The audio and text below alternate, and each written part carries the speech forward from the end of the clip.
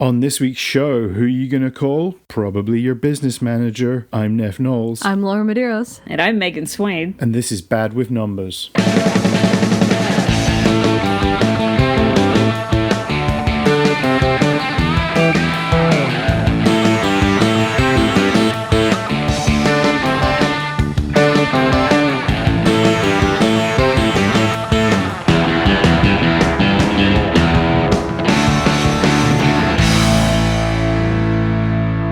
So this is the end of 2020 and it just got me thinking about movies that came out this year, and I was just wondering, what was the last film that you guys remember seeing in a movie theater? Sonic the Hedgehog.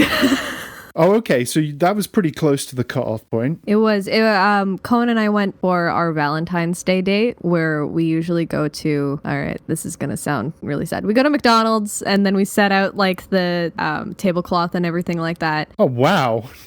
That's so cute. Oh, yeah, and there's like a candle and everything. Oh my god. It is really cute. It became a tradition because we dated when we were teenagers and neither of us had money, so we're like, let's make the most of it. And then it's just continued every single year. And it was funny because I was waiting for Cohen to get her food, and like this little old guy comes over and like almost sits down across from me, and I was just like, oh no, please don't do this. And then he just like kind of waves me off and chuckles to himself. He's like, have fun, and like goes to the table right beside us. Did he watch you eat the whole time? Yeah, I was furiously texting Cohen. I was like, please come back, please come back, please come back. He was thinking, oh, she's laid this out for me, I'm gonna make my move. No, I'm good, thank you very much.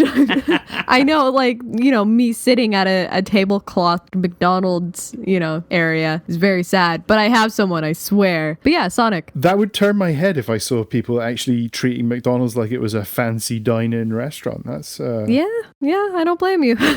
Was that Sonic movie any good? I think I started watching it and fell asleep. I saw it, but I think we streamed it. It came out on streaming very soon after it was in theaters, yeah, right? I figured out how to use the Cineplex site or whatever, and I think we rented it via there. I don't remember. I know I've seen it. I just don't remember the context. I have no. Yeah, I thought it was okay, but my problem with it is, so remember how there was the whole like cursed Sonic beforehand? Yes. Oh, Sonic.exe, is that what you're talking about? Yeah. Well, no, like the one with teeth and fingers, and it's just weird. Before they went back and redid all the animation, that thing looked sorry, with the terrifying. human eyes. Sorry, I was watching a creepypasta video this morning. God.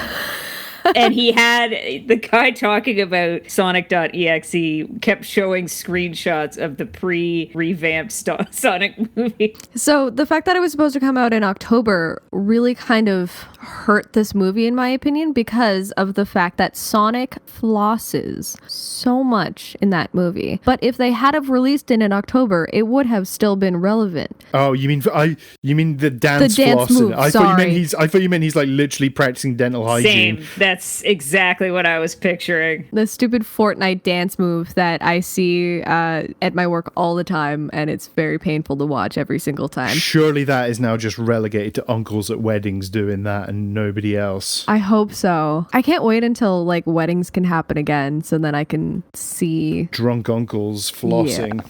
Some goddamn politician's gonna do it on a stage at some point, probably. Oh no. I think the last movie that I saw in theaters. So I've been to the drive-in since lockdown started. The last thing I saw at the drive-in was Freaky, the Vince Vaughn Freaky Friday horror movie. Kind of a good time, that movie. Perfect drive-in fodder. But the last movie, and this is kind of like, I hope this isn't going to be my legacy, but the last movie I saw in theaters was the Impractical Jokers movie. What? Oh. Yeah. Okay. 2 questions. They had a movie, and follow-up. You paid to see it? Please tell me it was a Tuesday movie. Affirmative to both of those, and no, it was a Saturday evening movie. Ooh. Oh, okay. Wow. That's too much money. Is it better or worse than the Jackass movies? I mean, I love those Jackass movies, so it's not, it doesn't hold a candle. I mean, you know, it's kind of okay. Yeah. There's a couple of funny jokes in it. I mean, I was into that TV show for a while, but it kind of waned. Yeah. But yeah, I just don't want my legacy to be the last movie I ever see in a movie theater to be fucking Impractical Jokers. Roddy, what was the last thing you saw in a movie theater? Wait, where's Roddy? Yeah, where is Roddy? I had a feeling there was a lack of positivity on this podcast. Oh man, I think Roddy because this is our final episode of 2020, I think it's time to reveal that Roddy was a ghost all along. Dun dun dun. And the mere mention that we were doing a Ghostbusters episode sent him running for the hills. He doesn't want to get cooped up in a storage facility containment unit without proper due process. Oh yeah, we're doing Ghostbusters. That's right, we're doing Ghostbusters 2. Welcome to Bad with Numbers, a podcast where we talk about mostly terrible sequels. And on this week's show, we are talking about Ghostbusters 2 from the year 1989, directed by Ivan Reitman. Is it Reitman or Reitman? I've always said Reitman, but I could be wrong. Because there's the clothing chain in Canada is called Reitman's. But I've always thought it was Reitman was how you pronounce this. I have no idea because I've never shot there. Ivan Reitman also directed the original Ghostbusters. He also directed Twins, which was the movie he did directly before this. He's made a bunch of great comedies over the years. This is not one of them. It has its moments. It does, but they're kind of few and far between, right? Yeah, you can see they're trying. It just doesn't land. It's like the sad Olympics where you're just like, do it, you got it, and then it's just you can hear the crowd like, oh. Yeah, I mean, it's kind of like the original Ghostbusters was such a phenomenon when it came out in 1984. Yeah. I mean, it was the highest grossing comedy of all time. It was just everywhere. I mean, I was really young when the first one came out. I didn't see it in theaters, but I do remember it just being plastered on everything. Everywhere you went that summer was just Ghostbusters. So a little history on Ghostbusters 2. Oh, wait, before we do that, actually, you guys have seen the first Ghostbusters, right? Yep. Yes, not extensively, but like I've seen it Exhaustively. Here I am throwing out references again. I worked on a Ghostbusters game as well. Heck yeah. Wait, the Xbox one? No, God no. This was a mobile game that and it was good. I liked it. Some people liked it. It didn't exist for very long either. It existed longer than Shrek did, but it was a lot of fun. Please don't say Shrek. Please don't bring Shrek into this. It was my favorite project I ever worked on, and That's cool. Watched the hell out of the movies. So did you get to write dialogue for like the Ghostbusters themselves? Yes. That's cool. I did. That is really neat. Yeah, Ghostbusters, I don't know. I loved the first Ghostbusters as a kid, and when I found out there was a Ghostbusters 2 coming out, I damn near peed my pants because I was so excited. Did you watch the cartoon? Yeah, I was big into the cartoon, The Real Ghostbusters. Called The Real Ghostbusters because there was already a cartoon called Ghostbusters, so they had to add that little bit on the front there. What? There were two Ghostbusters? Okay, so here's the thing. There was this black and white, was it a TV series or a film series? Way back. No, it was a TV series, yeah. About this trio of people that I mean, I guess they hunt ghosts, but it's more like a wacky screwball comedy sort of situation. One of them's a gorilla. Whoa. Yeah, that's right. There was a gorilla. They were called the Ghostbusters, and when Reitman and Harold Ramis and Dan Aykroyd were working on this script, they really wanted to call it Ghostbusters, but they had to get permission from the other people who held the naming rights. And then after the Ghostbusters movie was successful, there's a whole thing with the cartoons. They were basically made at the same time, so that's why the Real Ghostbusters is called that, is because the other license holders made a Ghostbusters cartoon. Yeah, to cash in on the popularity of the movie. Yeah. So it's convoluted. I think there's better explanations on YouTube somewhere. No, I think that's pretty succinctly nails why it was called The Real Ghostbusters. No, that makes sense. Yeah, a little history on Ghostbusters 2 then. This movie came out 5 years after the original. The journey it took to the screen was pretty bumpy. David Putnam, who was a very famous British producer that made movies like Chariots of Fire and Local Hero, he had taken over Columbia Pictures in the wake of the first movie. And his kind of remit was he was more interested in making smaller, quirkier films. And as well as he wanted to finance a lot of foreign language movies in an effort to make Columbia seem like a more sort of highbrow studio. He wasn't really interested in doing a follow-up to Ghostbusters. I think he was kind of put off by the sort of notion of, making these big cash cow sequels where everybody gets paid 3 times the amount they did in the first one and stuff. And it turns out he was kind of right, but he did eventually greenlight Ghostbusters 2 in 1987, but he did it without actually securing any of the fucking talent from the first movie. He didn't actually check to see if any of them could sign on to do it. Cool. Love that. Yeah, so eventually it all kind of coalesced, but Putman and Bill Murray did not get along.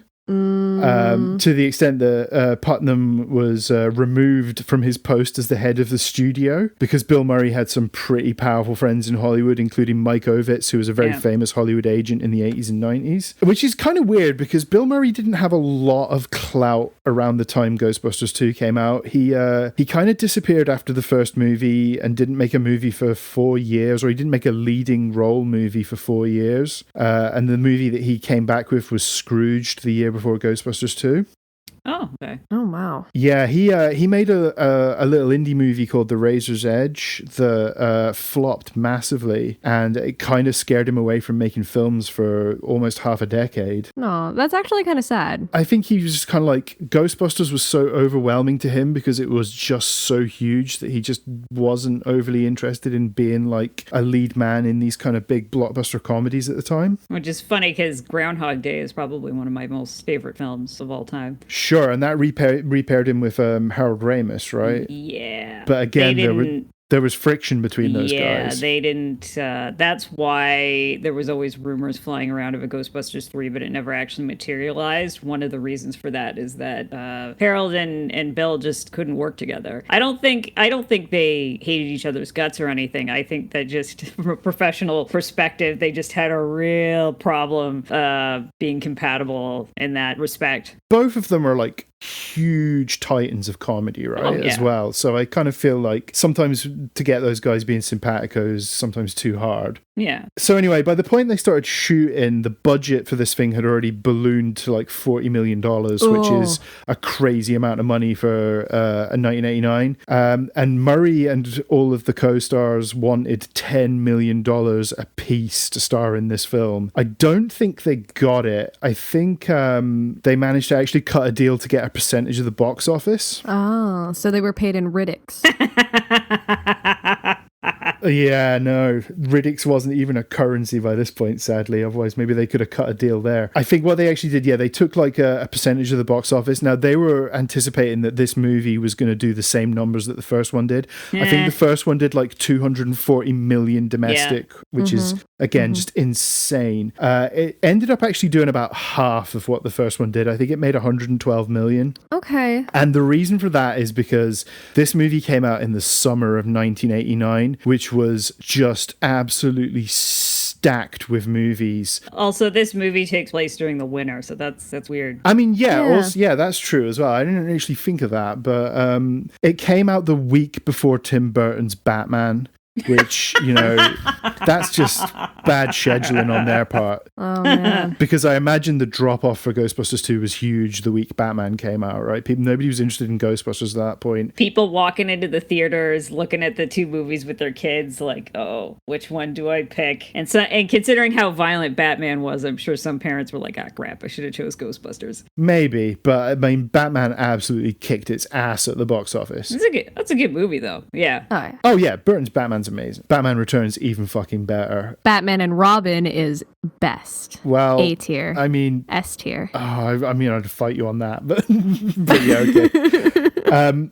So yeah, it came out the week before Batman, but then also Indiana Jones and the Last Crusade and Lethal Weapon 2 were already like in theaters at that point and just eating into this movie's audience. So in the end, I don't think anybody got even close to $10 million for appearing in this thing.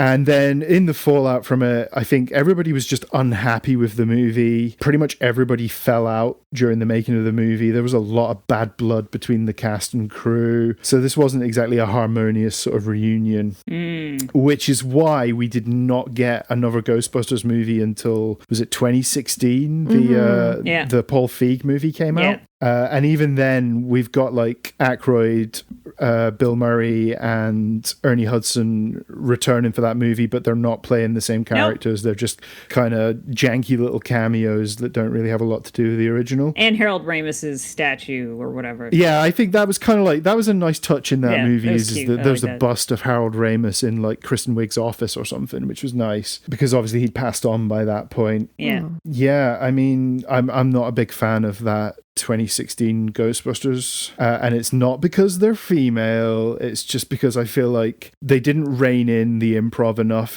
I felt like there was a lot of scenes that just sort of rolled on and on without somebody yelling cut.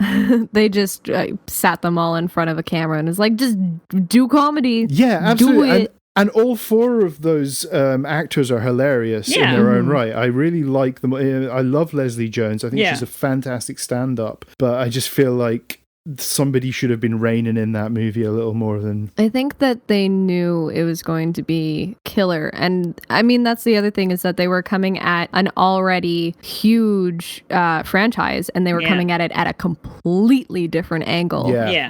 So it kind of felt as though that they were almost depending on that a little bit, where they're just like, oh yeah, they're gonna be all ladies. There it is. Everybody's gonna go see it because either you're gonna love it or you're gonna hate it. I mean, the backlash against that movie was fucking disgusting, right? It was really gross. Like from the moment they started announcing it, people were losing their minds. Yeah, and I don't know. I guess that also just shows how that was a perfect example as to how far we still have to go when it comes to, people being open-minded. Yeah. I guess that kid, when the scene opens with the movie, where it's just the two of them going to the birthday party, and then the kid's just like, my dad says you guys are phonies. Oh, man, I feel like that kid's dad would also not believe in female Ghostbusters. I don't know if that kid is supposed to be... I feel like he's supposed to be the son of that other guy. At least I don't know. I feel like that's the implication. That would make sense. It's not stated outright. Just to tie this in nicely, that kid is actually played by Jason Reitman, Ivan Reitman's son, and also the director of the upcoming Ghostbusters Afterlife. Really? Which, by the way, nobody asked for. I don't need to see a Ghostbusters movie filtered through a Stranger Things lens, thanks. I'm good. But, I'll give it the benefit of the doubt.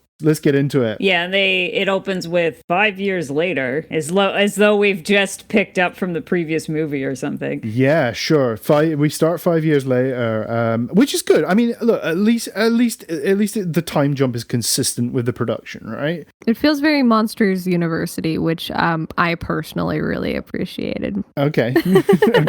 We started with the baby carriage, right? Well, we get this fucking slime. There is a real motif of slime in this movie. This slime oozing out from a crack in the sidewalk. And Sigourney Weaver walking down the street with her baby. Baby carriage goes through the slime. Slime is sentient and takes control of the baby carriage. Yep. Mm-hmm. And this baby carriage just takes the fuck off. It is out of there. And, first thought is, wow, are they going to murder a baby right at the start of this film? It goes whipping down the street. She's screaming, stop that carriage. Does anybody stop the carriage? Well, no. No. Like tricks it. No. Do you know what they needed? They needed Andy Garcia to come sliding in and put his foot out to stop it. That's an Untouchables reference.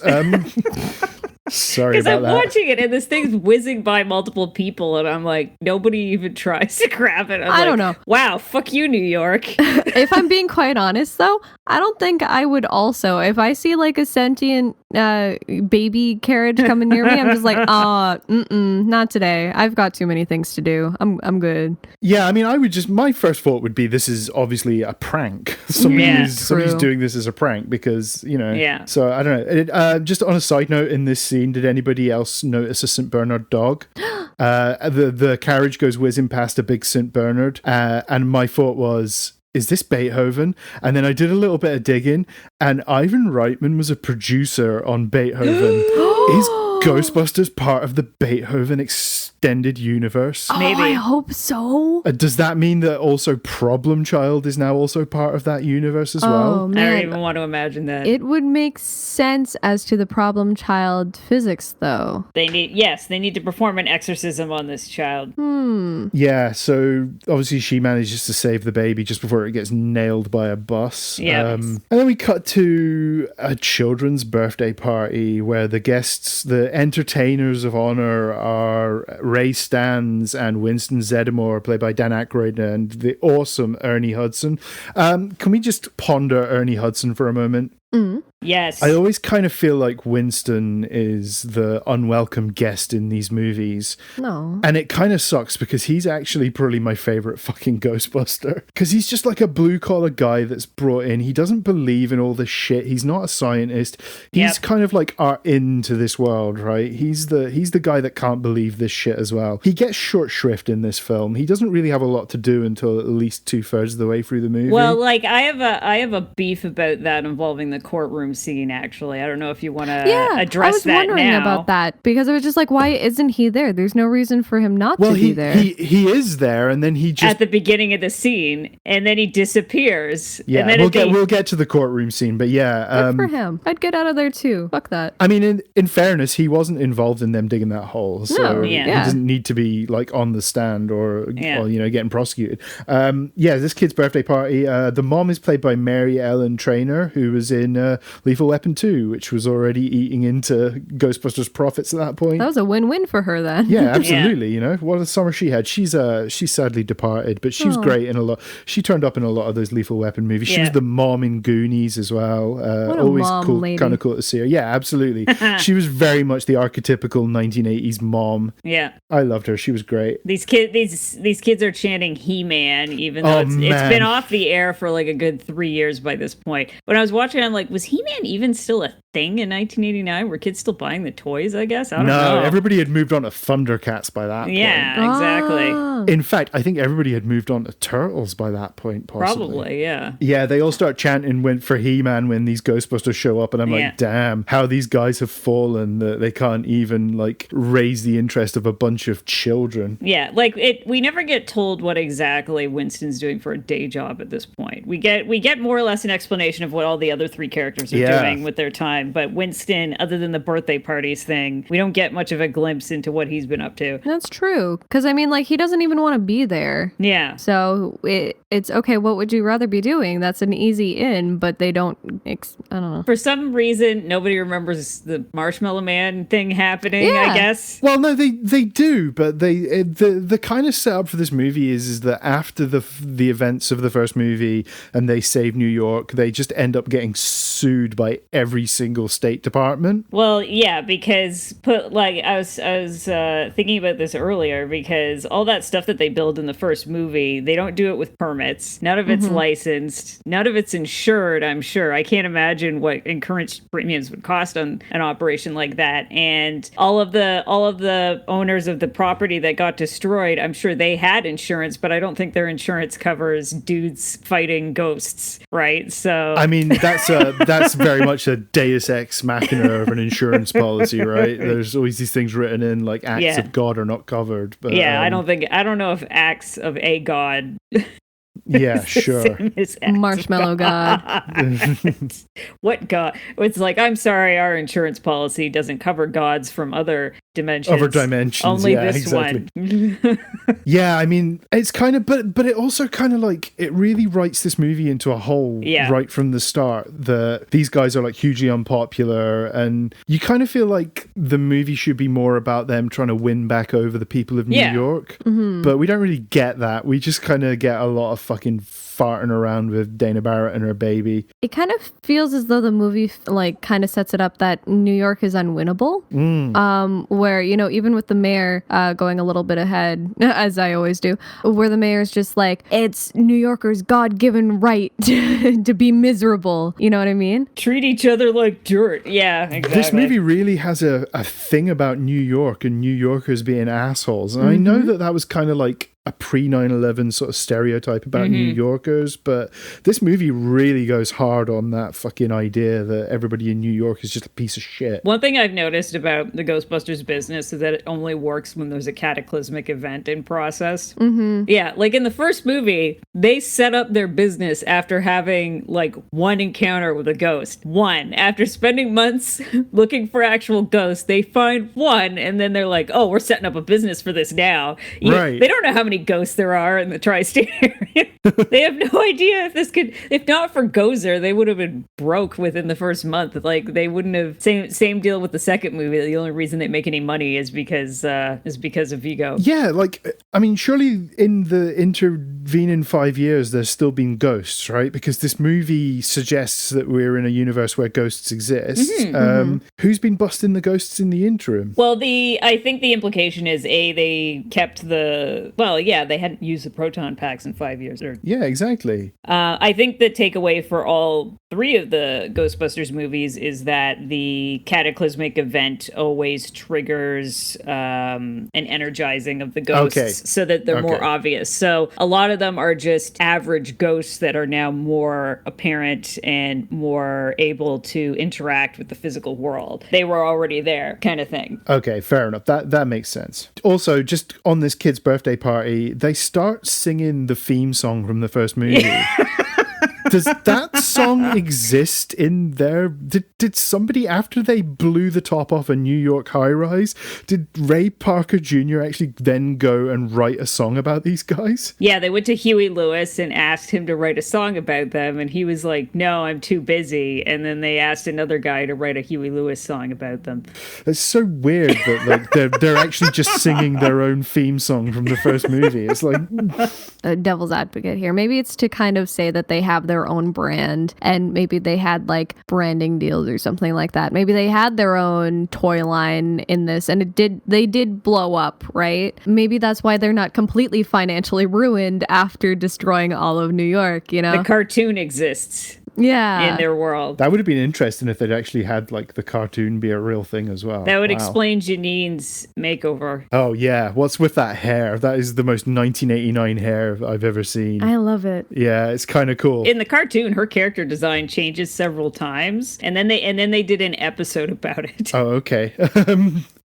They're like, why has Janine changed so much? And they're like going through a photo album that's got screenshots of previous seasons of the show. I do like little call outs like that. That's very clever. So yeah, then we get to see what the Ghostbusters are doing for their day jobs. First up, we get Egon, played by Harold Ramis, R.I.P. He's basically torturing a married couple for scientific research. I'm assuming he has tenure, but I'm pretty sure his experiment isn't legal. I'm pretty sure this is hugely fucking immoral. I mean, I did a module on psychology at university. I'm pretty sure that he's not allowed to just fucking torture them the way he's doing it. Yeah, you can't. I don't think you can experiment on people that way without telling them what's going on. That's not how it's supposed to go. Which is ironic because the original film opens with Peter annoying somebody with a stupid bullshit experiment. Yeah. I mean, I guess we should mention this movie sticks very closely to the beats of the first movie. Yes. Almost alarmingly so. Yep. We also get a Catherine Reitman cameo here as the girl playing with the puppy. Oh, yeah. Catherine Reitman from Working Moms and also the coffee shop in my neighborhood that I've seen her in twice now.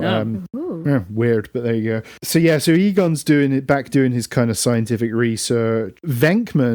Peter Venkman, played by Bill Murray, is hosting a TV show. Now, this is actually probably the funniest part of the fucking movie, is this psychic TV show that he's hosting. And he's got these guests, played by Kevin Dunn and Chloe Webb, and they're kind of like prophesizing the end of the world. Yep. Anybody notice that Kevin Dunn's character is actually right? Yep. In the sense that he says the world is going to end on New Year's Eve. Yep. Kind of feel like we needed a scene at the end of the movie of him just being like vilified, being like, I fucking told you. Yeah, exactly. They should have done a callback to that because Peter was like, really? That soon? And then the other woman predicts that it's going to end in 2016. Oh, yeah, that's right. Yeah, she does. But her story that she gives is just alarming. Disturbing. Mm-hmm. It's basically stating that she was sexually abused in a motel room in Paramus. Yeah, that was a lot. I guess it sets the tone a bit. Yeah. Yeah. And we also find out that Ray Stans, Dan Aykroyd's character, now runs a bookstore in Greenwich Village.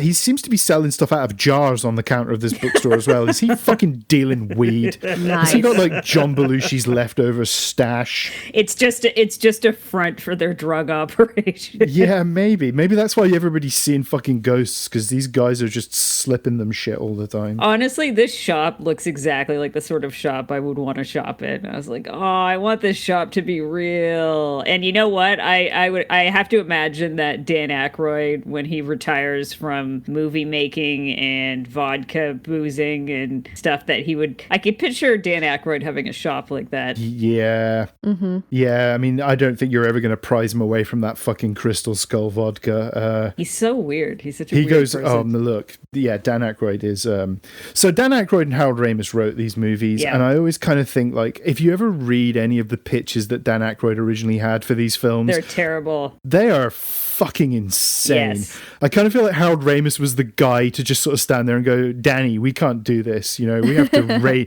we have to rein this in a little bit. Yeah, Ivan Reitman and Harold Ramis were the ones that kind of gave it shape and structure. Ivan Reitman basically trapped Dan Aykroyd and Harold Ramis in a hotel room for like, I want to say a week, but it probably wasn't that long, to get down a properly structured draft of this story. I thought you were going to say just to get him down off the ceiling, because holy shit.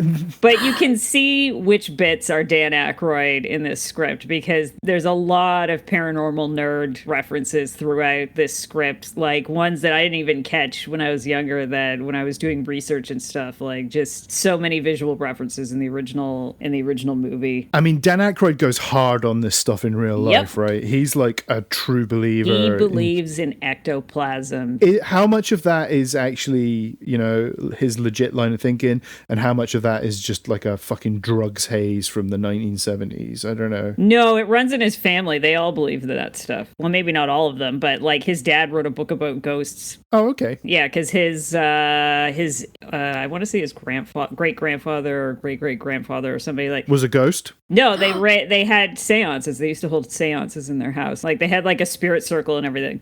But they're like from Ontario, right? I don't know. I don't know if that generation of his family was in Ontario, but okay. I didn't read the entire book, if I'm being honest, because when I was working on the game, I convinced the company to buy the book for me. Oh shit! Nice. Mm-hmm, mm-hmm. I read half of it, which was just about a bunch of old paranormal table tipping type stories, the history of his dad's family with spiritualism and stuff, and Dan Aykroyd's family is like deep in that stuff. Wow. Yeah, I mean, he's an interesting fella. Let's leave it at that for now. And we also find out what Dana Barrett, Sigourney Weaver's character, has been up to. I kind of like the fact that Venkman and Dana aren't together at the start of this movie. I kind of like the fact that their relationship imploded after they got their like happy ending at the first movie. They dated, they broke up. She dated someone else, married to someone else, and then divorced them all in the space of 5 years. I mean, it can happen. The baby is maybe 6 months old. I don't know. I can't remember how old they said the baby was. So she's only been divorced for like 6 months or something. I don't know. She's working in this art museum. Yep. In New York. Cleaning schmutz off a painting. She's a musician. What's she doing working in a museum restoring these paintings? I don't think she's qualified to be doing that. I mean, that's, art restoration is like a really serious job. I'll be honest. The painting she was working on was either really crusty or she was taking the top layer of paint off. I couldn't tell which it was. Do you think she's going to end up doing like what that Italian woman did with the painting, where she just repaints it and it's just like a mess? Yeah. I don't know. That's my favorite recently painted painting. Yeah, I mean, modern. It's kind of great. And we meet her boss as well, Janosz Poha, played by Peter McNichol. Doing a terrible accent. Yeah, what the fuck is this accent? I mean, I guess it's kind of like, it's meant to be maybe sort of like Polish, but not Polish. I don't know. They deliberately avoid explaining it because it's like, where are you even from? And he's like, Upper West Side? Yeah. I don't know what. Peter McNichol, he's making some choices in this movie with this character. Yes. I don't know. I mean, at least he's animated. He's probably the most animated person in this movie, but yeah. Holy hell, he is very over the top with this. So he's her boss. He's kind of a creep. He's kind of like hitting on her. It's pretty lechy. It's pretty gross. And we also say big welcome to the movie to our villain of the piece, Vigo the Carpathian, who's a painting, which already kind of deflates any real sense of tension in this movie because he's a fucking painting. Vigo is my favorite Ghostbusters villain. Really? Out of the movies. Yes, out of the movies. I just think he's I mean, the second movie at least is very clear about what is happening and why it's happening. You know, creepy magic megalomaniac psycho dude, swore he cast a spell on a painting, swore he was going to come back, and now he's coming back and he needs a human body. In the first movie, it's kind of ambiguous why is Gozer coming back right now? Like, I don't know. Like, it's very some of the details of the plot in the first movie kind of go out the window, and it's all very ambiguous. And I just find Vigo more concrete because he's like Vlad the Impaler crossed with Rasputin, and it's kind of, it's, you can look at him and be like, yep, guys like that existed, kind of. Yeah, I mean, I guess. And whoever painted that painting, like, they did a kick-ass job. Yeah, sure. I mean, Vigo, he's played by Willem von Hermberg, I think the guy's name is. He was in Die Hard as well. Oh, so, cool. But also his voice in this movie was overdubbed by Max von Sydow. Nice. And apparently the actor playing him was not happy about that. I mean, fuck that. I would love to have my voice dubbed over by Max von Sydow and just walk around sounding like that all day long. I mean, like, in terms of villains, I mean, okay, maybe you're right. Maybe he is slightly more defined than Gozer. Well, this is just a personal preference for me. I just find him more of a compelling, chilling villain. Although go on. No, I was just gonna say that I completely understand the wanting to become a baby because then he has no responsibilities. I would also choose to be a baby, and then you don't have to do taxes. Yeah, and you just get to grow up and chill. I get it.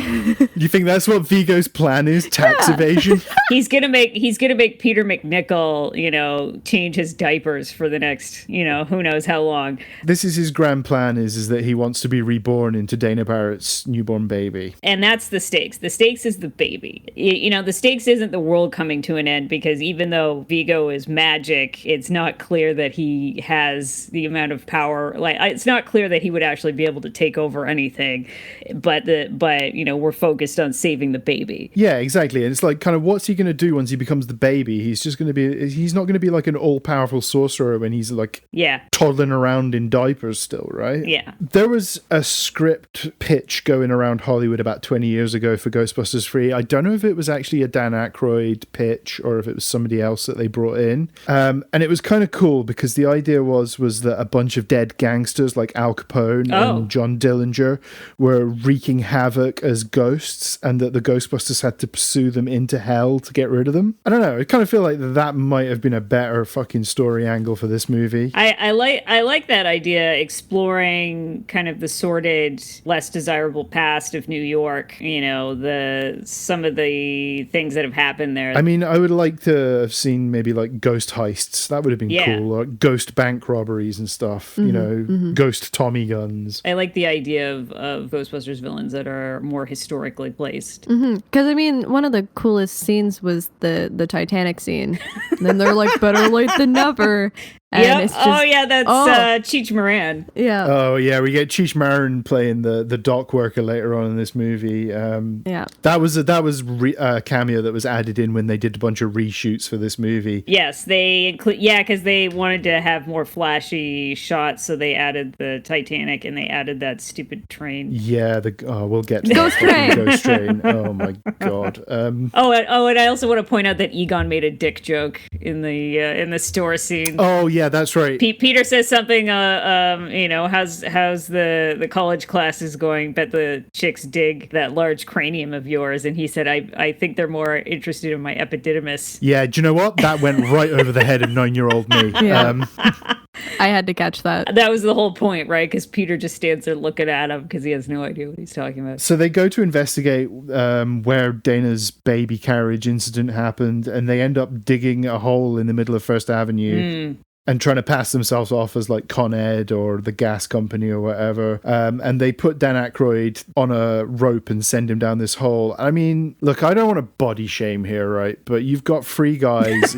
One of them you need to suspend on a rope. Are you really going to pick Dan Aykroyd as the one you want to send down there? Well, you're going to send the one that you want to get rid of. Peter would have been the smaller one. Yeah, sure. You'd think Peter would have been the butt monkey of that. It would have mirrored the first movie when they're in the hotel. Right, exactly. Yeah, but no, maybe it was they just wanted to get rid of Ray. Maybe they just... Because they very much... Because, I mean, if the electrical lines that they pass on the way down are that vital that hitting them turns off half the fucking city. Imagine if Ray had accidentally touched those... They could have electrocuted Ray. They easily could have fried him. Oh, yeah. He's a dead man. He's a fucking ghost himself if he touches any of those wires. Yeah, so he goes down this hole. They find a river of slime running underneath New York. Yeah, pneumatic transit, which wasn't actually... It was a thing, but it wasn't really a thing. It was a test thing that they did. It was only 2 stops. Oh, okay. It was like a novelty, and Van Horn was the name of somebody that helped design it. It wasn't the name of one of the stations. Yeah, so they knock out the power of the entirety of Manhattan, which is hard to believe that would happen, but okay, movie if you say so. Yep, and then what's-his-face goes over, stops by Dana's apartment conveniently, sexually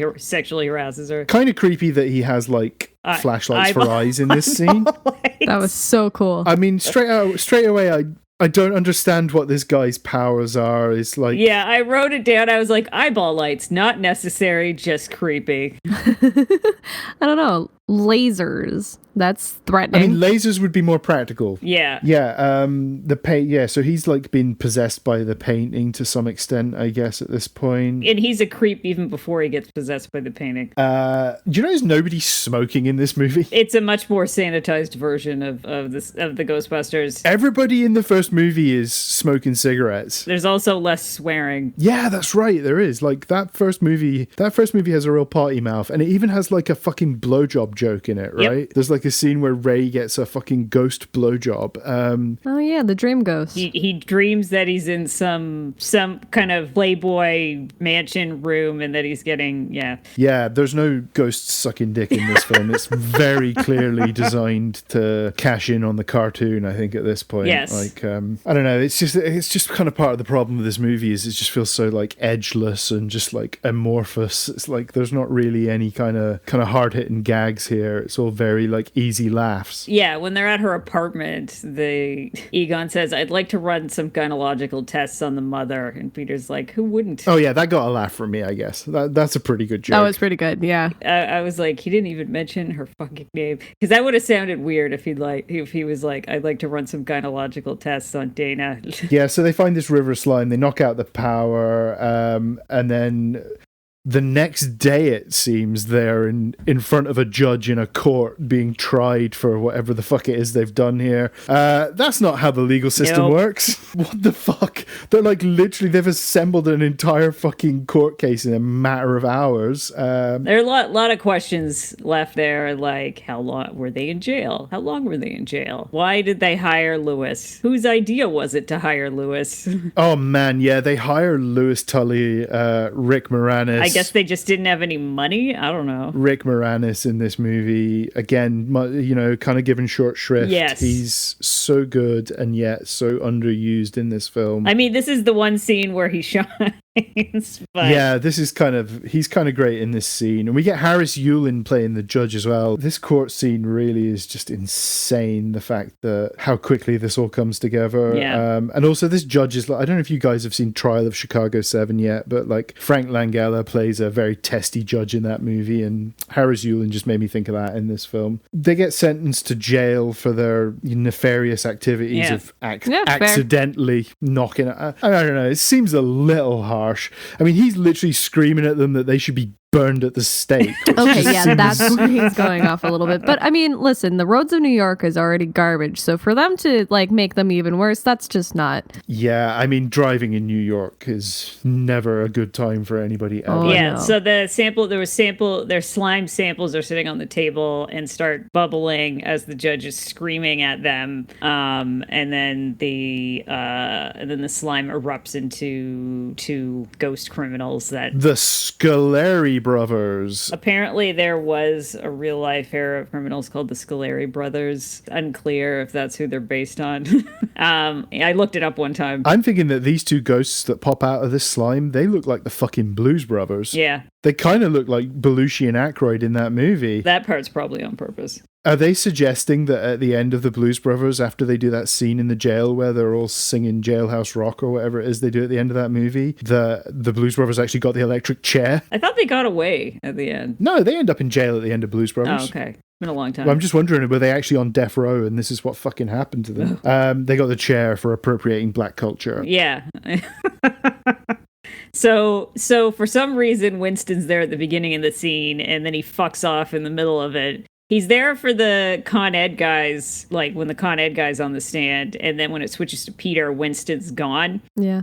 I don't know. It kind of makes me wonder if there was meant to be a scene there where they're talking to Winston on the stand as a character witness. Yeah, I get the feeling there are a lot of scenes chopped out of this movie. Yeah, like it, but he's just fucking gone, and it's like, why? Why? Because he probably knew that this was about to go south quite drastically, and therefore just wanted to disassociate himself from it as much as he could. I mean, it would have been a perfect reunion scene and, have all four of them. And it's not like I don't like the quippy things that they say when they put on their proton packs again and stuff, but they could have somehow written Winston into that. Somehow. It's as easy as you said, just write him in as a character witness and then, have, I guess, Peter start poking at him for like how great they are. And then he's just like, you know what? I don't think so. I think I'm good. Why did they drill this hole without any permits? And he'll be like, I don't know. Because they're stupid. They do everything without permits. What do you want? I just collect a paycheck. Yeah. Why do you think we're out of business? That's why. They don't do anything with permits. Yeah, exactly. Yeah, and it's like 35 minutes until these ghosts show up, and this is the actual kind of first ghost busting that we get in our Ghostbusters sequel. Kind of feel like we should have maybe had some a little earlier on, but okay. They bust these ghosts and they get their trial is dropped. Sorry, the charges are dropped, and they're back in business. Rick Moranis is killing it in this scene. He's so always funny. so great. I wrote that it made me glad. Seeing this made me glad that Rick Moranis was getting back into acting. Yeah, made me less glad that guy punched info. Yo, let's hunt that guy down for real, though. You don't fuck with Rick Moranis. What a garbage person. Worst thing to happen in 2020. By far. So apparently they have retained the firehouse. Don't know how that happened, given the fact that they were, it kind of sounded like they were just making ends meet. Didn't it say in the first movie that the rent on that firehouse, it's like $7,000 a month or some shit? Yeah, it's insane. How the hell were they paying for that? I'm assuming, I don't know, I guess Ray and Egon were maybe they were still living there, like... No, Laura's right, it's the drugs. That's how Ray's financing it all. I mean, Ray owns a bookshop and Egon has tenure, I guess. Yeah, and Venkman's got his own TV show. All right, it's on like a crappy fucking cable network, but so what? I mean, they're all actually kind of doing okay. They maybe don't even need to get involved in this whole Ghostbusting shenanigans thing, but yeah. I don't know. Yeah, I mean, we get this montage of them back in business and it all kind of flies by very quickly. And also there's a scene where they're like peddling their shonky merchandise in their TV commercial. And it just made me laugh because it's kind of meant to be a parody of like the idea of crappy merch, but there was so much Ghostbusters 2 merchandise floating around in 1989. I owned a lot of it. I had a Ghostbusters 2 calendar. I had the tie-in novelization. The soundtrack was the first soundtrack I ever owned on CD. I even bought the Bobby Brown single on 7-inch vinyl. So I like to think like 9-year-old me helped contribute to his rampant crack addiction, but you know. Also, the soundtrack to this movie slaps, by the way. Yes, it does have a good soundtrack. The soundtrack is great. Yep. I still listen to the soundtrack to this movie fairly regularly. It's got some absolute bangers on it. Yeah. Janine has had her cartoonish makeover. She's got bright red hair and thick glasses. She, you know, little bit made up. A little more made up than the kind of bored, deadpan... she looking fine. Yeah, secretary from the first movie. I love Annie Potts in that first movie. Annie Potts is amazing. She has some great deadpan delivery in this movie. Again, she's not really given anything particularly funny to do. Slightly different angle on the character, but still good. She's actually not from New York. She's actually from the South somewhere. I think she's from like Louisiana or something. So like that whole kind of like New York accent that she does is a total put on, and it's great. It's hilarious. Yeah, because she's in she's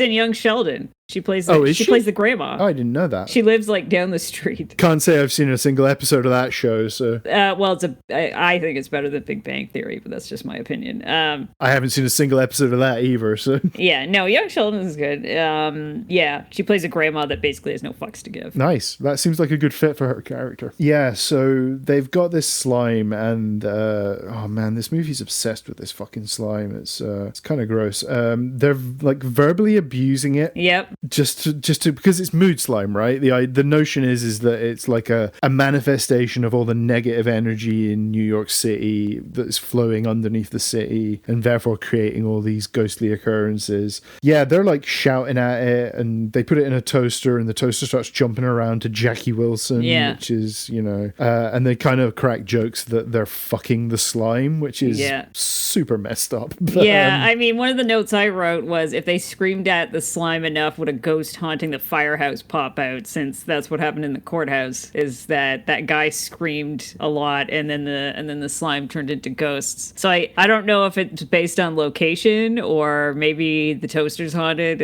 or not haunted, and that's why a ghost didn't pop out of it. How many items did they try before they got an innocuous enough item that wasn't going to have a ghost erupt from it if they yelled at it too much? I mean, it pops out a couple of slices of bread that we don't see them put in. Is that like ghost bread? Whoa. Ghost bread. Ghost toast. God. You could call it ghost. Sorry. Just trying to think. I'm surprised they didn't do like a fucking marketing thing for that to have ghost toast. They probably could have, where it puts like Slimer toasted on the inside, or like the burnt on the outside. Yeah. I mean, yeah, we've got Slimer as well farting around in this ghost house. I don't know why they brought this fucking character back. I guess, again, people just liked it in the first movie. It's a sequel. Yeah, sure. Dan Aykroyd, as I said, believes in ectoplasm in real life. And when I was reading that book that his dad wrote, it has a bunch of pictures in the middle of it. And back when there was all these fake spiritualists running around, like the psychics would pretend, it was a dimly lit room, they would pretend to spew ectoplasm, and sometimes they would have things stuck to it, and it was usually cheesecloth that they had stuffed in their mouth, right? And there's this one picture of this lady with this cheesecloth hanging out of her mouth, and it's got like little photos glued to it, and it is the fakest picture in that book. But there was a radio interview that Dan Aykroyd did with his dad, and he's pointing to this picture in the book, and he was like, "Isn't that fascinating? I bet if you did a DNA test, you'd find all kinds of different DNA in there." And I'm watching this and I'm like, is this for real? Does he actually believe that this photo is real? God. I'll see if I can scan the photo. It's bananas. If we can find that, we're going to throw that up on the socials, it's completely right? Bananas that he, I was just like, what?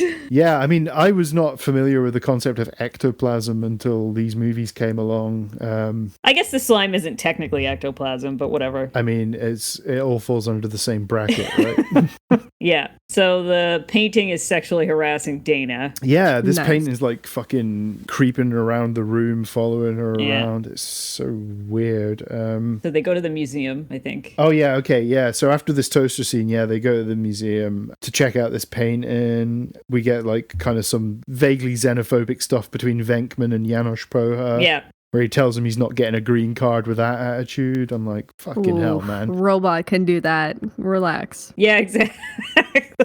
Yeah, this movie just kind of feels more like a fucking series of skits Yep. than actual scenes. It doesn't seem to hang together like the first one does. I don't know why that is. It just all feels very kind of lackadaisical and just like nobody's really putting in that much effort. Kind of feels like the same issue that I have with the remake, where they just kind of said, okay, do it big, do your characters, do your thing, whatever. There wasn't actually like a really good continuous thread, at least. Yeah. It was just kind of like, I find as though the Ghostbusters kind of suffers from Superman syndrome, is what I like to call it, where you have to have everything in the first half of the movie, because once they have that big thing that they have to fight, they're gonna do it. There's no anything like that. That's the entire third act. Yeah, exactly. It's just they're gonna fight the thing. They're gonna do what they need to do, right? There's no kind of anything to stop them other than I guess the elements of nobody believing them, even though, hello, were you not there 5 years ago? That's fine, whatever. Yeah, everybody seems to have real short-term memory problems with this, because it's not like there was anything clandestine about the end of the first movie. They literally ripped up a street and blew the roof off a building. A bunch of people got showered in marshmallow. A giant marshmallow man stomping down Central Park is just like, that's not a shared hallucination, people. And it's one of those things too where it's just like they go to I guess they go to warn people, and everyone's just like, what are you talking about? You can't just do things on your own. And it's just like, technically they're professionals at this point. Exactly. You know what I mean? Like it seems as though they know what they're doing, and they did prove it this time. So like, why aren't you believing them? Sure, this isn't their first rodeo, right? So they go to the museum. Peter goes to the museum. Peter goes to the museum first. Yeah, that's right. So she's being sexually harassed by a painting. She's being sexually harassed by her boss, and then Peter goes to bug her at work. The Holy Trinity. Yeah, this is kind of creepy and weird, right? She mentions that the painting makes her uncomfortable, and that's enough to twig a reaction from him, so that he mentions it to the other guys, which is interesting, because all she said was that, I feel like that painting is watching me, and he takes it at her word, which is kind of interesting. Yeah, Sigourney Weaver, I don't know. Again, it's the same kind of complaint. She's not really given a lot to do in this film. She doesn't need this movie at this point. She's literally, by the time this movie's being made, she's hot off like Oscar nominations for Gorillas in the Mist and Working Girl. She's got Aliens under her belt. It's like she doesn't need to be in this fucking film. I don't know. Although arguably a lot of this film is from her perspective, is from Dana's perspective. I guess. Because it surrounds the baby. Yeah, so. It circulates around, it revolves around the baby, so we get fewer scenes of the guys doing their research and more scenes of her being, of her place trying to murder her. Yeah, that's right. Oh, yeah. That's right. She goes to give the baby a bath, and then the bathtub like fills up with slime, which she conveniently doesn't notice while she's running in the bath, and then the bathtub tries to eat the baby. I'm pretty sure I saw a nipple. Oh, really? Yeah, I'm pretty sure I saw the left Everybody one. who's watching this right now is going to go back to that movie and just slow-mo it if they haven't looked before. Well, I mean, I'm not, because I'm not a fucking complete creep, but I'm just going to take your word for it that there was nipple there, right? I'm pretty sure, because she's wearing the see-through bra. Yeah. So unless they like taped over it, like that's boob. That is see-through boob, and it's A+. I can't believe the amount of times I watched this movie as an adolescent and I never noticed that. I don't know. I was just like, I wonder if they would do anything to protect that. And pretty sure I saw it. I don't know. Could just be me seeing what I want to see. Maybe you were just really, really hankering to see some Sigourney Weaver nips. I'm just picturing Laura on the couch, and then she's like, nipple! Oh my God, there's boob! And cover my boyfriend's eyes like, ugh, do not look. Don't look. There's like an excised subplot here where Ray gets possessed by Vigo as well. Yes, when they go over to the museum, yeah. It's a subplot in the sense that there was like one scene that was. I'm pretty sure that it's in the novelization of this film. There's a lot more of Ray. I had a picture book that was based on this really? movie that just had photos from the movie, and one of them was the car scene where they almost crashed the car. Right, because that's just kind of like in the montage, right? Ray's driving like a crazy person. Yeah. I think the backing to that is that he's possessed by Vigo and he's trying to kill them. Yeah, he almost runs the car off the road, and I think Winston stops him. Okay. So yet another Winston scene yanked from the movie. Yeah, left by the wayside. Yeah. So Dana goes running over to Peter's apartment, which is a total mess of a place. But also still huge, right? This is like... His place is bigger but shittier looking. He has 2 Christmas trees, one of which is made out of beer cans, and a menorah, which... Well, he's covering his bases, right? I was gonna say, does he have that stuff up for chicks, or... Maybe. Or is he truly multi-faith, or does he just like making things out of beer cans? I mean, he doesn't strike me as the kind of guy of any particular faith, but... I don't know. Yeah, I mean, I guess once you face a giant marshmallow, you start kind of questioning some things, you know? Yeah, oh yeah, there you go. He's having a crisis of faith. This mess is a cry for help.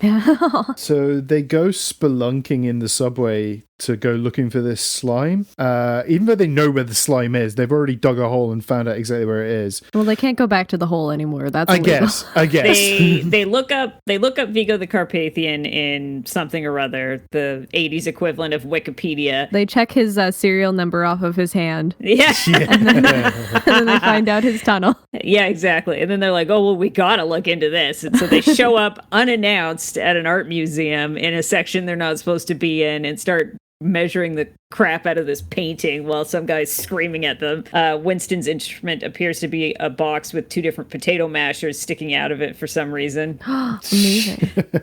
Oh, man. Poor Winston. And then Peter attempts to win Dana back with a shitty flower bouquet and an offer to take her out on the town. How the fuck did he get a reservation anywhere in New York at that short notice on New Year's Eve? Not happening. Either that or he already had that booked for somebody else and then he like ghosted some other chick so he could take maybe to a I don't know restaurant. as somebody that has spent New Year's Eve in New York, it is not easy to get a table anywhere outside of maybe a Johnny Rockets.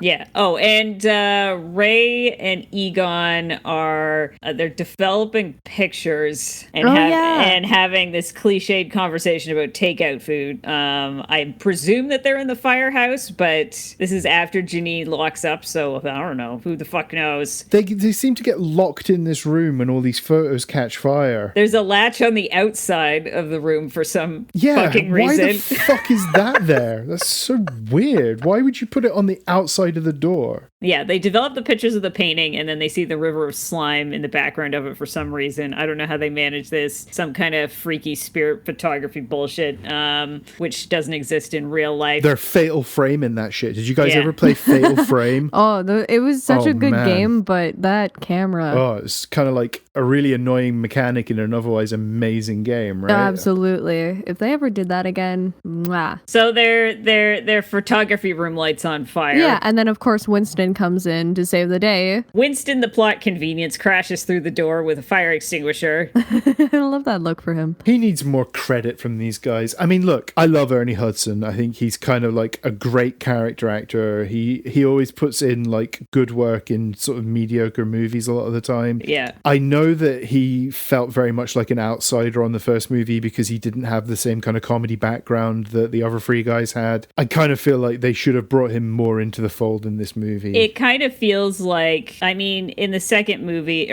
first movie, it was originally written for Eddie Murphy, and the script he was sold on was not the script that they shot. And they significantly cut down his character in the first movie. And so I guess, I don't know, they just didn't have time to write dialogue that worked for Ernie Hudson, but there was no excuse for them doing that with the second movie. They already knew the way that what kind of an actor he was. They could have written more dialogue that was more in line with his... Yeah, he's an integral part of this team. He's like a massive part of the cartoon series as well. So if they were basing this off the cartoons more, Winston needed to be in this movie more. I mean, ironically, even though, like I said, it's a plot convenience that he happens to be outside the door door, and he crashes through the door and saves them. But at the same time, he's the, like, I won't say he's the athletic one, but he's like... I mean, he's the one that's not a nerd, right? These three guys are all like scientists. Yeah. Yeah, he's pretty physically intimidating, right? So, like I say, he's the blue-collar kind of guy, right? He's the decisive one. He's, you know, and I feel like that could have been used a lot more effectively throughout the story, and I feel like they just got lazy and didn't bother writing more for him to do. It feels like it kind of has the craft legacies issue as well, where it's a fourth because they needed a fourth. Yeah. Where they don't actually do anything with him, and it's kind of sad to see that, where, like you guys are saying, there's a lot of, I don't know, there's a lot you can do with him, and then he's just kind of, he's our in, so why isn't he utilized more when we're the ones connecting with him? Like, thanks for nothing. Yeah. So they decide that they're going to go down in the sewers to find this place where they drilled. So I guess because Ray gets plans that allow them to walk through the sewers to find the exact spot where he previously was, where they drilled the fucking hole. And I was like, I don't know why they couldn't have just done that in the first place. I know before they were just drilling at the exact spot where the carriage stopped. Sure. Yeah. But, like, I don't know. It doesn't really, when they get down there, it doesn't really seem like that spot is of any real significance other than the fact that there's slime running through it, where it's not where the slime starts. You know what I mean? Again, this feels like this was inserted as a reshoot, this scene, because we get this scene where they're like being sort of spooked out by ghosts down in this thing. We get these severed heads on spikes, which is means nothing. It's yeah, creepy. where did that come out of? Like, was there a thing in New York where people had their heads put on pikes? I don't think so. Was it like an outtake from Gangs of New York or something? I don't know. Yeah, they went down there without the proton packs, which they acknowledge, and they keep walking, even though Winston's like, "You sure you want to do this?" Yeah, and then we get this fucking this ghost train. Yeah, running through these. It's a big ass locomotive. The fuck is this doing in a subway train? I don't know. Also, I resent that they wrote it so that Winston is the one that's afraid of rats. Really? Yeah, I mean, again, Winston, out of the three of them, he's the one that's afraid of rats. No way. So yeah, this ghost train plows through Winston, and he gets kind of like the money shot of being terrified. I remember the shot being in the trailers for this movie a lot. It's very silly. It's very, I'm sure I found it hilarious when I was a kid, but as an adult, I'm just kind of like, ugh. Yeah, it's supposed to be the ghost train of Albany, I think, or something like that. Oh, okay. Yeah. I didn't realize it was meant to actually be like part of the Metro North fucking system or something. Like, it derailed in 1920 and killed like a bunch of people, apparently, and that's what I don't think that was a real crash that they were referencing. Although I did find I hope not. I found it. Yeah, that would be tacky, wouldn't it? They were supposed to they wanted to do like an old-timey subway train, but they couldn't get a model that looked like what they wanted, so they ended up going with the old school looking train instead. Yeah, so they end up finding the river slime, and they all fall into said river of slime and get whisked away to underneath the museum, where they all come out and they start bickering and arguing with one another, because obviously the slime's negatively charged, so therefore it's having an influence on them, and they realize that the slime is making them fight. Then they go running off to find Venkman, and he's in this restaurant with Dana having a perfectly nice meal. These guys bust in and start throwing fucking slime all over the place. Peter says, "You're scaring the straights." Yeah. Thanks, yeah. Peter. They end up somehow at the mayor's house as a result of this. Little cameo here from Bobby Brown himself, the aforementioned Bobby Brown, playing like the valet at the mayor's house. Oh, really? Oh, I didn't know that. There's a lot of cameos in this movie. None of them of any real substance, I guess. But Ben Stein is in one of the mayor's office scenes, I think. Is he? I think it was Ben Stein. I don't remember seeing Ben Stein. He has like one line. Oh, okay. I could be wrong. Maybe it was just a dude that looked like Ben Stein. Maybe. Yeah, so they get a meeting with the mayor, and the mayor has this fucking aide played by Kurt Fuller, who's just this kind of, I guess he's meant to be like William Atherton's character in the first movie. He's just like the guy that's sort of the thorn in the Ghostbusters side. Yeah. Kurt Fuller, I like him. He's in Wayne's World as well, playing basically the same character. I love you, man. They end up basically failing to convince the mayor that there is all of this stuff going on, and Kurt Fuller then has them institutionalized because I guess that's within his powers as the mayor's assistant to have people locked up in Bellevue Hospital. He pays off Brian Doyle Murray to get them locked in the loony bin. That's right. We get a Brian Doyle Murray cameo here. Bill Murray's brother, also a former cast member on Saturday Night Live as well, albeit less successful than I guess Bill Murray. There's a line here where he says almost. I think it's Dan Aykroyd says almost 50% of us voted for you at the last election, which is kind of funny. I was like, ooh, really? Which ones? I feel like one of my notes was, why can't this guy be more like Ed Koch? Yeah. Okay, he's like the shit version of Ed Koch. I think that's who he's based on. It's David Margulies playing the mayor, very well-known character actor. Yeah. He was the mayor in the first movie as well, right? Yep. So I guess Lenny. he's obviously got some kind of popularity that he got a second term as mayor. So I think they feel partially responsible for getting him reelected. I guess they're kind of pissed about that. yeah, I guess. So Oscar gets abducted while 3 adults are in the next room, and not when Janine and Lewis are fucking in the living room. There's this weird kind of like shipping of Lewis and Janine going on in this movie. I think it's cute. She was like really into Egon in the first movie, and I guess obviously that became like an unobtainable goal for her, so she shifted her attention onto the nerdy accountant instead. Yeah, this baby crawls out on the ledge of this fucking 8-story New York building. I don't know if you guys know a lot about babies, but they don't tend to have the best balance. I was just thinking, there's no way this baby gets to the corner of this building without going off the side. No. He was the door. I think the window was open for him, and he was like lifted out there. I don't think that the intention was that he just crawled out there on his own. Well, although I will say, I don't think pillows are a substitute for a crib. That whole setup that they got going there on the bed, I don't agree with that. That kid can clearly roll over. He would fall on the floor. I got very nervous seeing the shot of this kid like standing on the edge of this building, like a little teeny baby that probably can't even walk yet, standing on the corner of this ledge. That made me very being anxious. Propped up. It is a very disturbing image. And then out of the night sky comes sailing in Peter McNichol dressed as Mary Poppins. It's so weird. It's great and terrible in the sense that you see it coming and you're like, oh, it's a ghost nanny, and then it gets closer and you're like, oh shit. Yeah, I mean, it's just so unsettling. I don't understand how he's doing this, right? Like, the movie never bothers to explain to us, is he a ghost now?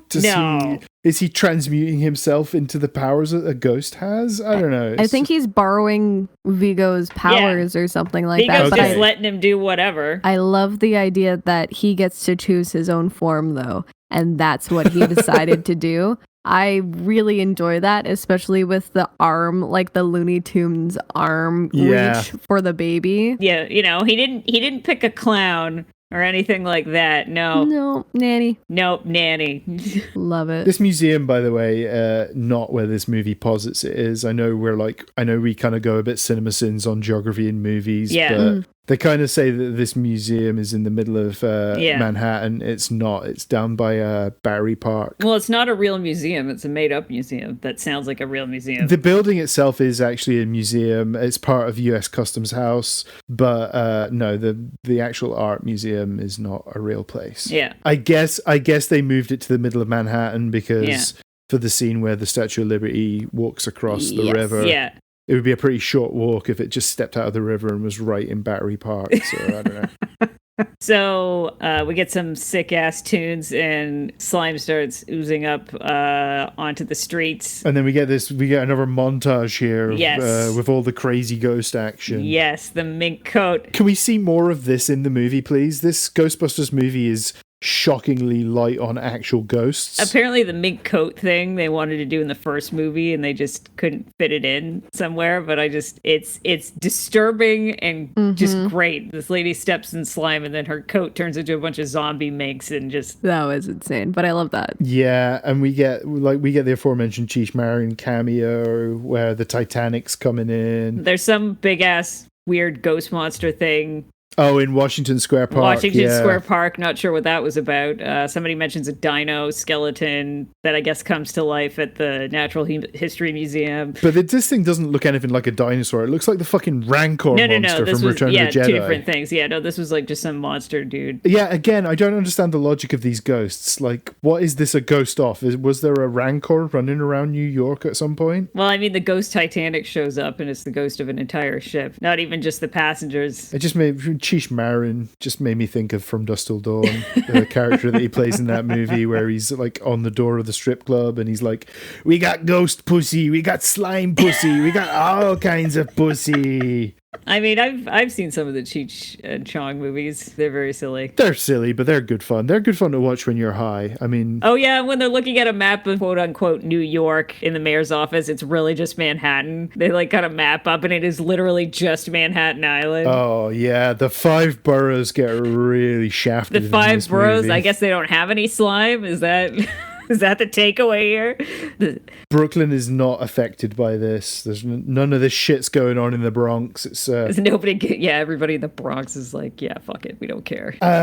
Yeah, so the slime covers the museum and kind of looks like the fucking Blob from the remake of the Blob. It's I kind of wish it was, but it's not. It's just like a Jello mold. I think they actually reference Jello at some point, don't they? It hardens on the outside of the building. There's a bunch of people standing out there, and I got to assume that some of them were just New Year's Eve partiers that are just drunk off their ass and are like, oh, look at that. Yeah. And then they get this grand plan that they need like a unifying symbol to break through this negative slime. So they get the idea to go and hijack the Statue of Liberty because this movie needed a giant fucking thing to be stomping around New York like there was in the first one. So why not just have the Statue of Liberty become animated and make its way into the mainland? Seems like a reasonable plan. They coat the entire inside of it with I don't know how many takes of slime that would have taken. A lot. Certainly more than they've got in those little backpacks they're carrying around. But yeah, it's not a terrible plan. You know, No. it's kind of a cool sort of sequence of having the statue come to life. And I like the fact that they're controlling it with an old fucking Nintendo joystick as well. Yes. That was really fantastic. I used to have one of those. So yeah, they use the statue to smash their way through this coating of slime on the museum. I don't know. The third act of this movie just feels really anticlimactic. It just kind of feels like the showdown that they have with Vigo is not particularly exciting. I stopped taking notes around this point. Yeah, same. I was just kind of like, ran out of notes. So Statue of Liberty smashes a hole in the roof and they jump down there with, I don't know, harnesses or something. I don't know where they learned to do that. But at the same time, Lewis gets one of the Ghostbusters suits on and it's Spengler's. So I don't know how that fits him because he's like a foot shorter. Yeah, I mean, I kind of feel like they originally were trying to angle to have Rick Moranis play the 5th Ghostbuster in this movie. But again, they just kind of fucking abandoned It's that very idea. cute, but it's not, it's just a gag. It has, it has nothing to do with anything. No, you're right. The whole suit thing's kind of annoying because Harold Ramis is literally twice the size of Rick Moranis. So yeah. Oh yeah, and we get Slimer driving the bus for some reason because sure, why not? They end up fucking shooting Vigo with the slime and he fucking goes back in the painting. And like I say, it's just so like, oh, who cares at this point? There's a bunch of crap that happens. Dana tries to save the baby and then she gets pinned and then they get there and at some point Peter screams at the painting and then the painting immobilizes them all. But it's all just like such a half-assed rehash of the ending of the first movie. And then what saves them? A bunch of drunk people outside singing Old Lang Syne at the building. God bless New York. And that makes Vigo go back in the painting and loosens ruins his spell.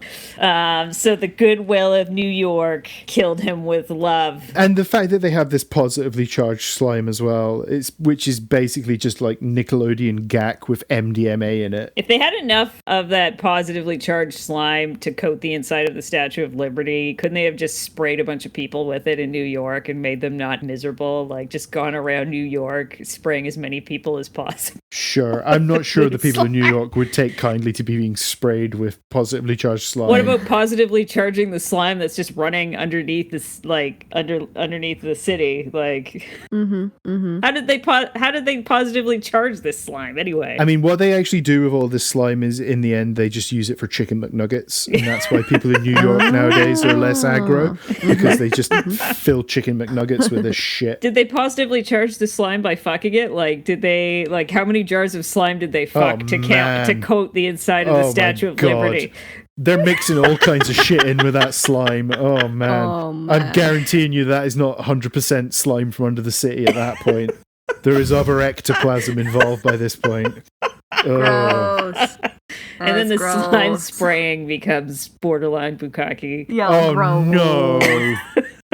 Sorry, you can cut that out if you want. No. Does that cross a line in terms of our content? No, because there is no line. Okie dokie. But I just wondered at what point we were going to use the word bukkake on this podcast. And it's the end of the line. Turns out 10 episodes in and we got there. Nice. Oh, man. Kids, don't Google that. Well, I mean, if they got this far, then they're just lying to the internet, so... Well, that's true. It's the fucking internet, right? Yeah, so then we get this reveal at the end of the movie that the painting has changed, and there is this kind of Renaissance-era painting of the four Ghostbusters and this baby. Dana not getting in on this painting action, I guess? What the hell? The fuck? I don't know. And then the movie just fucking ends. Like, there's no real kind of... There's no real fucking payoff at the end of this film. Dana and Peter, who cares? Lewis and Janine, who cares? Yeah, sure. We don't need to tie any of this stuff that we've been setting up for the last 2 hours.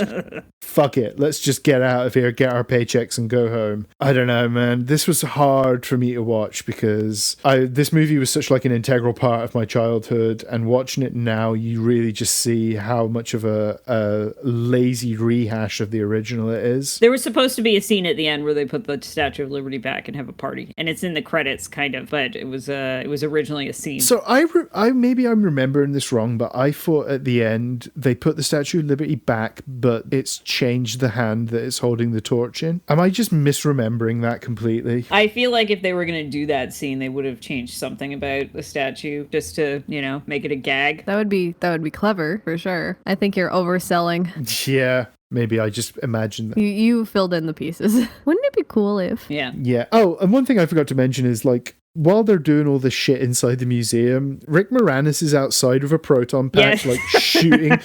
He's got like a nuclearly charged proton pack on his back, and he is just flinging that shit around in a crowd. There is no way people are not losing limbs as a result of this. I don't know. It's not easy to control those particle throwers. So it's the fact that he didn't decapitate somebody by accident is probably a stroke of luck. I don't know. Ghostbusters 2, it just good soundtrack, kind of crappy movie. I feel as though there wasn't enough of a thread, honestly. It was just kind of like, okay, so how do we get them here? Let's throw this obstacle in their way. Okay, let's throw this obstacle in their way. It's like they started with the end goal, and then they were just like, okay, how do we get there? Instead of, other way around. I don't think they learned from any mistakes that they made with the first movie. No. Like I said, they underused Winston. They easily could have used his character better in this movie. They underuse him. Dana doesn't really get a lot to do. I mean, she's just kind of like painted into sort of the mom stroke girlfriend role, which feels kind of thankless. Yeah, I mean, she drives the plot forward, but I mean, even in the first movie, there isn't a ton of character development between the characters. They all kind of have their thing that they do, and that's it. There's not much context for why they do what they do. And it's the same with this movie. Like, it's... I don't know. I feel like all of that kind of like character stuff from the first movie is pretty well defined. You've got Venkman as the cynic. You've got Ray is like the overexcitable believer. You've got Egon as the stoic scientist. And I just kind of feel like all of that stuff is a lot more muted in this movie. Like, they don't particularly feel as well defined this time around. Venkman just seems like a dickhead. Oh yeah. in this one, and I don't know. There's nothing charming about him. There's nothing really redeeming about him this time around. It's not like he really did anything to save Dana. He just kind of existed, and she came to him. And it's just like, ugh, eh. There's a line in the first movie where she kind of refers to him as a game show host. Yeah. Which is very much what his character is in the first movie. In this one, he's just kind of an asshole. I think he's a dickhead in both movies, personally. I mean, in the first movie, he's walking around with heavy sedatives in his bag for some reason. That always brought up questions. Oh, that's right. He does. He sedates her when she's possessed by Zool, right? Yeah, where he's like, oh, I just hit her up with whatever cc's of Tharzine. And I was like, okay, you're not a medical doctor. I don't know why you have that or where you got that from on short notice, or if you already had that in your bag. Yeah, that's actually pretty suspect. He's more of a creep in the first movie. In the second movie, he's just kind of, because Peter McNichol's character is kind of taking on the creep role, it's less of a creep thing and more of a, regretful ex-boyfriend sort of thing. Yeah, I just wanted to see more of his TV show, really. Same. I wanted to see more of his TV show, and I wanted to see more of Ray's occult books. I could have just watched, another 30 minutes of Ray and Egon working in this bookshop. Oh man, Ghostbusters 2, there you go. That was our episode, and that brings us to the end of this particular run of Bad with Numbers. But fear not, we're going to take a little break, and then we're going to be back in full force, and when we return, we are going to be talking about Blade Trinity. Heck yeah. Can't wait to get my teeth into that one. There is a lot of bad shit going on in that film. We got crappy Dracula, we got Ryan Reynolds hee-hawing his way through that. Oh my god. We got fucking Wesley Snipes asleep for the entire film. Yeah, we got Patton Oswalt in there fucking for no real reason. Yeah, like I adore the originals, so I have no doubt that I'm going to rip this to shreds. I haven't seen that first one in a long time. I'm going to have to go back and watch it again before we get our teeth into Blade Trinity. Yeah, my brother watched it a lot. The first one, when he first bought the VHS tape, he watched it like just every week. So I have it practically memorized. I remember seeing it in theaters. I don't remember that much about the movie. It holds up. It's a fun movie. But until then, thank you very much for listening, dear listener. And also, as this is our New Year's episode, let's hope that 2021 is somewhat less of a shit show than this year has proven to be. Fingers crossed. Nonetheless, it has been fun talking about these movies, and it has been fun hanging out with you guys to talk about these movies, and our dearly departed Rodey as well. Yeah. Will he be back? Who knows? I guess we'll find out. We'll have to go exhume. Yo, I think I know who we could call to get Rodey back. Should I make the joke? Is it? I don't know who could you call? Ghostbusters, I guess. Yeah, maybe. Oh no, that is who we're gonna call. Until then, stay safe out there. Bye.